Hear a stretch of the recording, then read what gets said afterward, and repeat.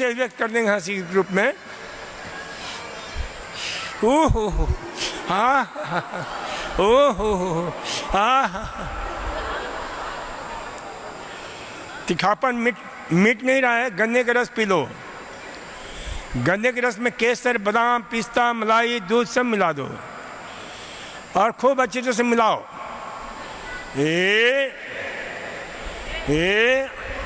आ हा हा हा,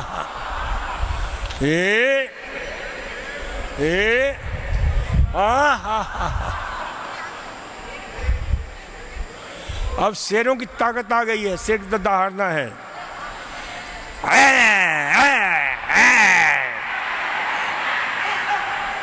शेर में हनुमान जी की भी ताकत आ गई है, हनुमान हास्यासन।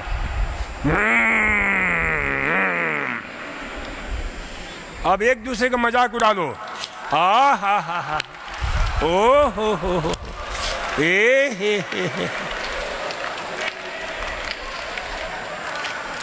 एक दूसरे से गिला शिकायत, कंप्लेन, ब्लेम, ही, ओ हो। अब एक दूसरे क्षमा मांग लो। आ हा, ओ हो।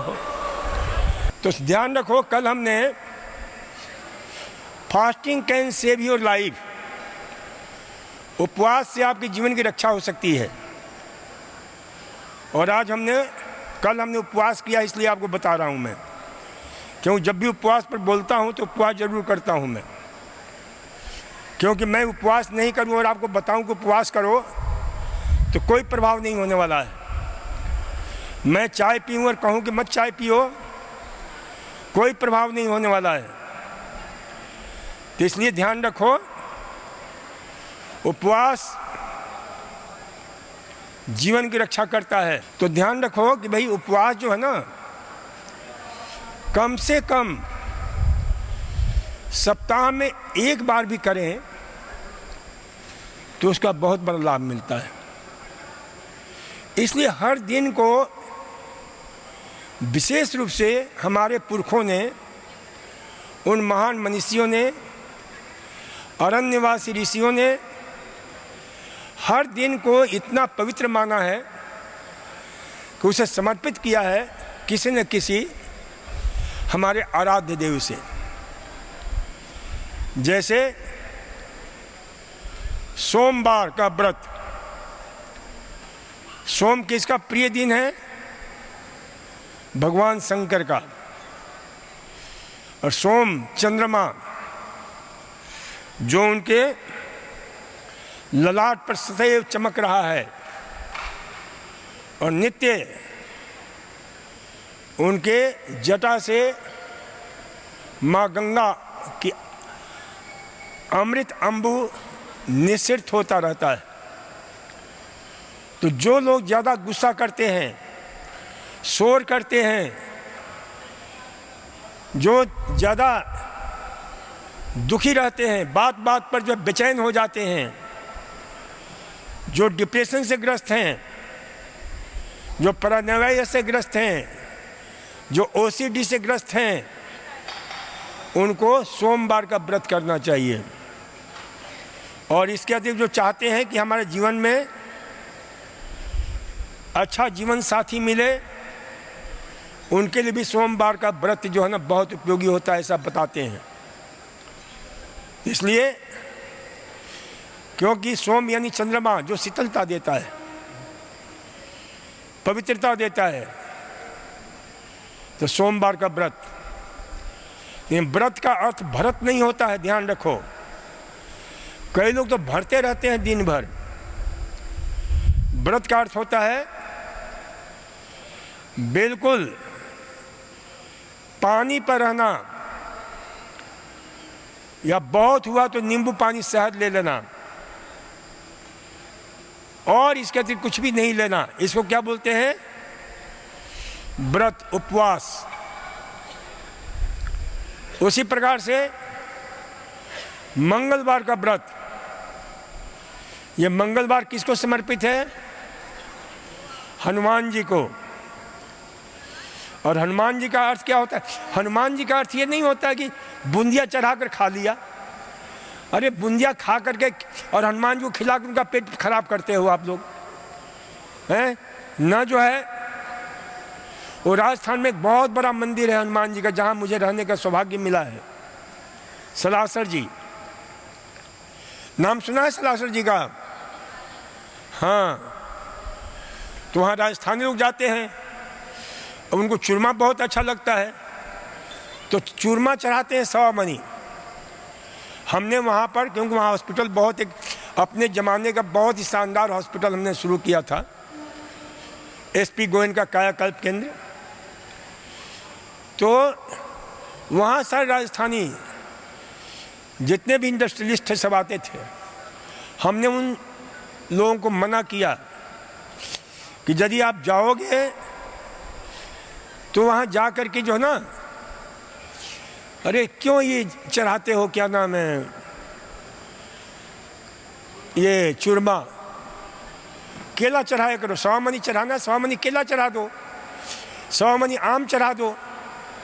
कई लोगों ने शुरू किया, वो पुजारी भी आकर मेरे को बड़े धन्यवाद देते थे कि भाई डॉक्टर साहब आपने ये बहुत अच्छा किया आपने। अब केला, क्योंकि हनुमान जी लंका में गए तो सीता मैया ने चूरमा नहीं खिलाया था, अशोक वाटिका के फल खिलाए थे। और उनका स्वाभाविक भोजन क्या है? फल ही है।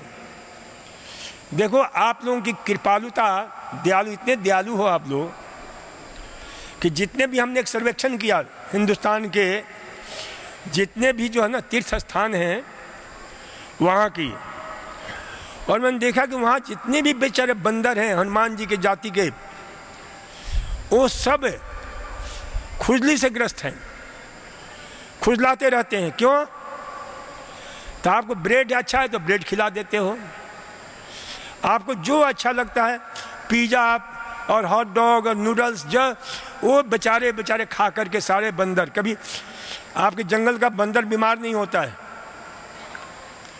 तो ये ध्यान रखा करो कि भाई हनुमान जी का जो है सबसे बड़ा प्रसाद क्या है? सुन लो अच्छी तरह से ध्यान से, 5D फार्मूला याद रखो, ये उनका आशीष है, ये उनका आशीर्वाद है। 5D फार्मूला क्या है? डिसिप्लिन। जो हनुमान जी का डिसिप्लिन है वो हमारे अंदर पैदा होना चाहिए। डिटर्मिनेशन, डिवोशन, डेडिकेशन एंड 5वां D, ड्रीम, सपने देखो। 5D फार्मूला, 5D ब्लेसिंग आपके हनुमान जी का, डिटर्मिनेशन, डिवोशन, डिसिप्लिन, डेडिकेशन, ये यदि आपके पास है तो आप हर क्षेत्र के विकास के आकाश को छूते हो।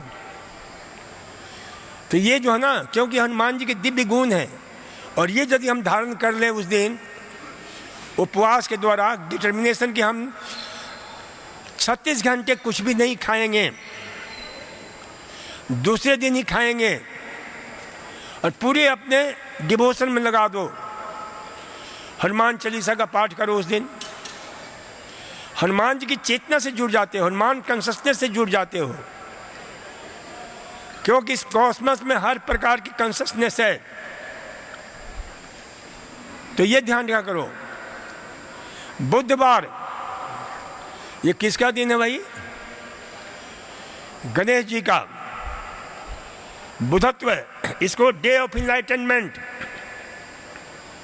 बुधत्व का दिन है। जो चाहते हैं कि हमारा IQ, हमारा EQ, हमारा MQ, सभी कुछ का संवर्धन हो, तो बुधवार का व्रत करो।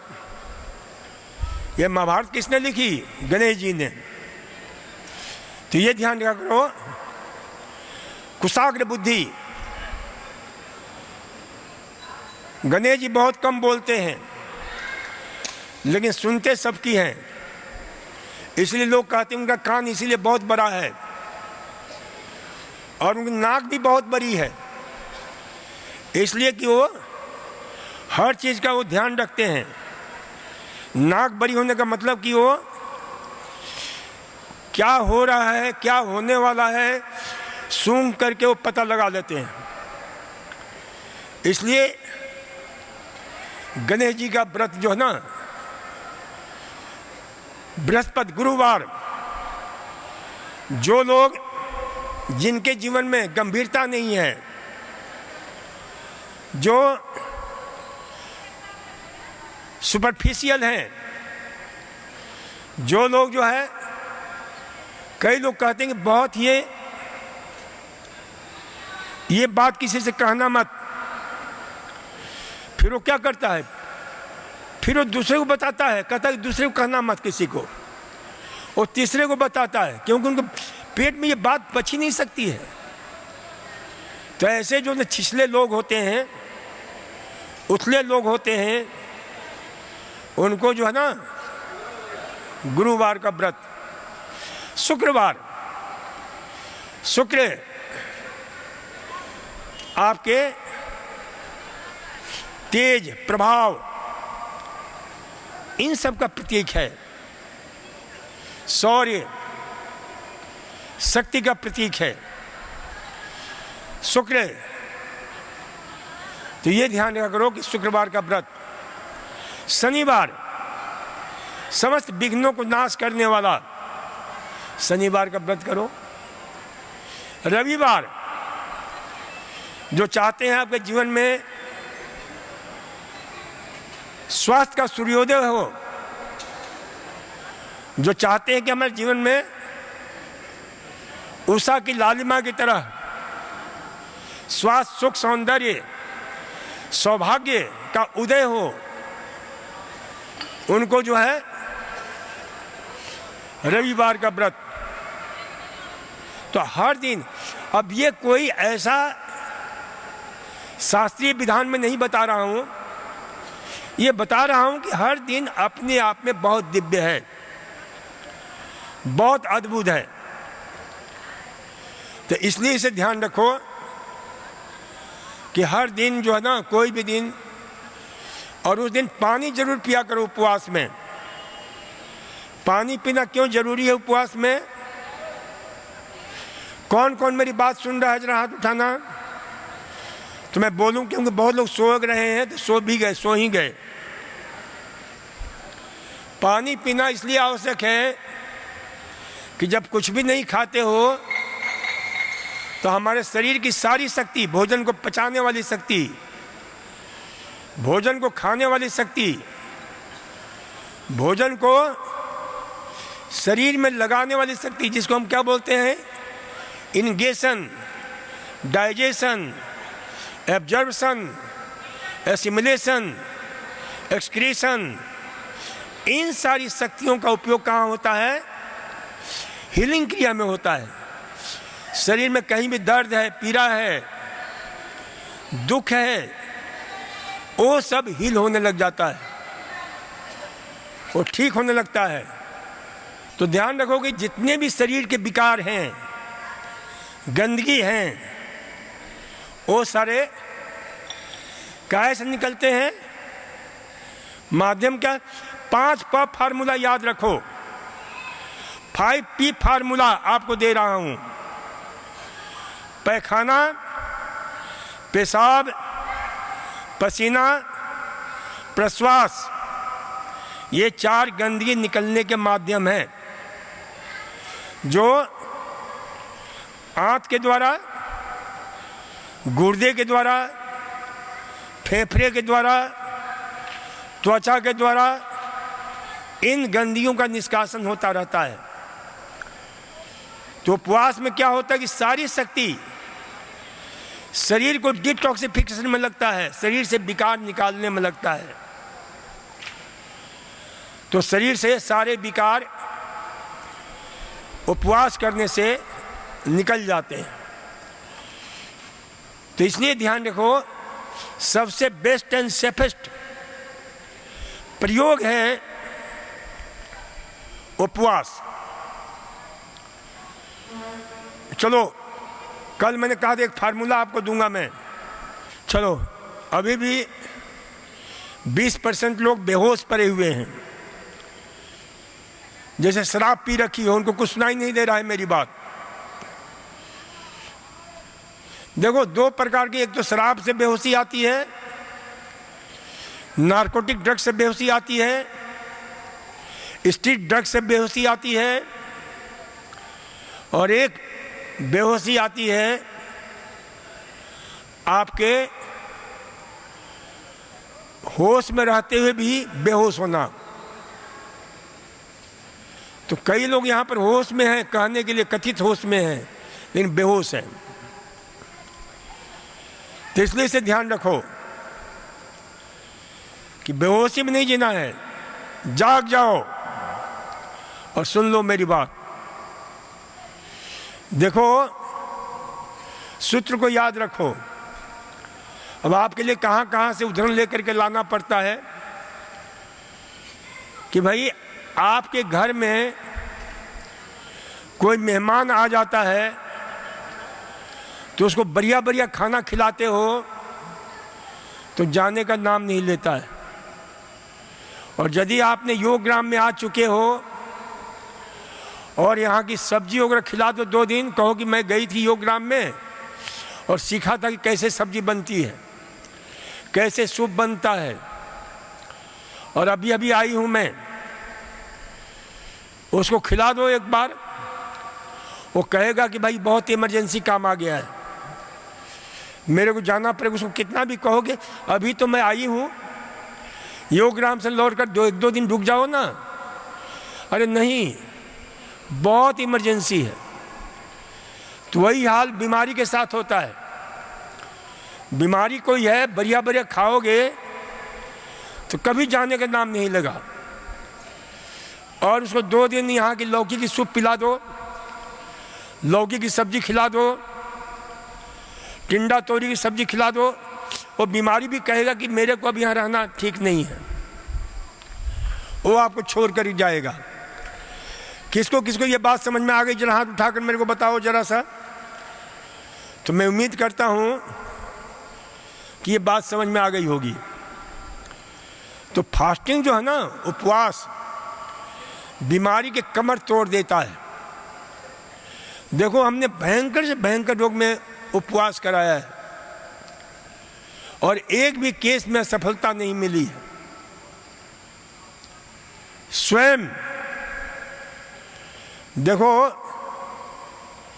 गांधी जी का नाम सुना है आप लोगों ने, महात्मा गांधी। जब भी उनको उपवास करना होता था तो कितना बढ़िया वो सत्याग्रह कर देते थे, और उस उपवास से, क्योंकि ब्रिटिश साम्राज्य तो जानती थी नहीं कि उपवास का कितना बड़ा कमाल का प्रभाव होता है, वो डगमगाने लगती थी, कहीं ये बूढ़ा मर गया तो बड़ा मुश्किल हो जाएगी। तुरंत उनकी बात मानने के लिए बाध्य होती थी। और आज भी लोग सत्याग्रह करते हैं, उनके मानने वाले लोग जो पर्दे के पीछे से खाते रहते हैं, झूठ-मूठ के जो कहते हैं भूखे हैं। तो इसलिए इसे ध्यान रखा करो कि उससे कोई लाभ नहीं होता है। तो ये सत्य के लिए आग्रह है, और मैं कहता हूं स्वास्थ्य आग्रह है। ये स्वास्थ्य की मांग हमारी है। स्वास्थ्य हमारा जन्म सिद्धि नहीं, स्वरूप सिद्ध अधिकार है। तो इसलिए जो है ना, उपवास जरूर किया करो। उपवास जब करते हो ना तो ध्यान रखो, पानी जरूर पीना। और जिस दिन उपवास करना हो, उपवास तोड़ना भी बहुत ही कठिन होता है। क्योंकि देखो, एक दिन कोई उपवास करते हैं महिलाएं, प्रायः देखो, एक उपवास होता है ना, पूरे हिंदुस्तान की महिलाएं प्रायः करती हैं, जिसका नाम है करवा चौथ। करवा चौथ का नाम सुना है ना? कौन कौन करता है, जरा हाथ उठाना। हाँ, कुछ हाथ उठ रहे हैं करवा चौथ वाले का। किस प्रकार से करती हैं? सुबह सूर्योदय हुआ नहीं कि उसके पहले ही खा लेती हैं सब। और कितनी कमाल का उपवास होता है इनका कि दिन में पानी तक नहीं पीती हैं, और शाम को जहां चांद दिखा नहीं कि सारा प्रयोग करते हुए अब दिन भर जो खाना बनाया है ना उल्टा पुल्टा, उसको भकोसने में लग जाती हैं।